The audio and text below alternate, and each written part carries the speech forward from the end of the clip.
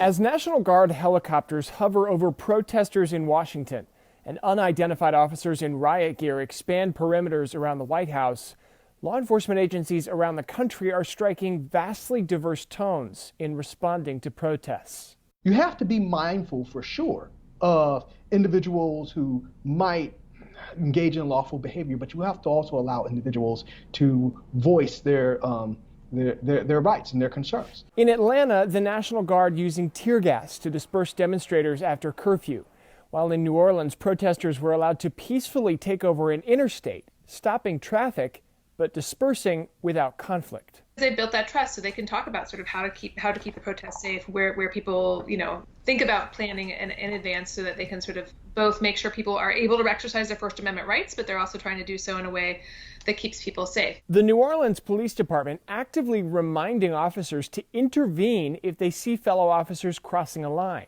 Do not let people who are not from this city have you come here and screw up your city. In New York, officials suggesting outside agitators are causing violence separate from peaceful demonstrations, justifying breaking up peaceful protest and enforcing curfews at night. A curfew can be effective. A curfew should not be put in place in an environment that really restricts people's rights and their ability to engage. But the enforcement differences highlight a broader debate on national use of force standards. We want a federal law that it will go around the country, and anytime anyone uses a chokehold, they are immediately locked up and charged. Activists seizing on momentum to demand change. Black Lives Matter!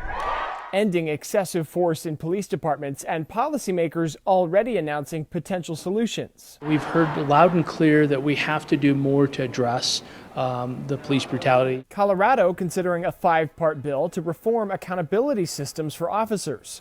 New Jersey building a database so they can report and we can more effectively track the use of force by officers across New Jersey. Across the country, scenes of officers kneeling, marching in solidarity with protesters, instilling hope for change. For the moment, that's pretty darn good, I think. They understand the struggle, they understand their cause, and they're willing to listen. Listening to those who say keeping all protests peaceful requires building trust in departments across the country. I think that takes a lot of investment, takes a lot of time, but we've seen departments that can do it. James Packard, Newsy, Chicago.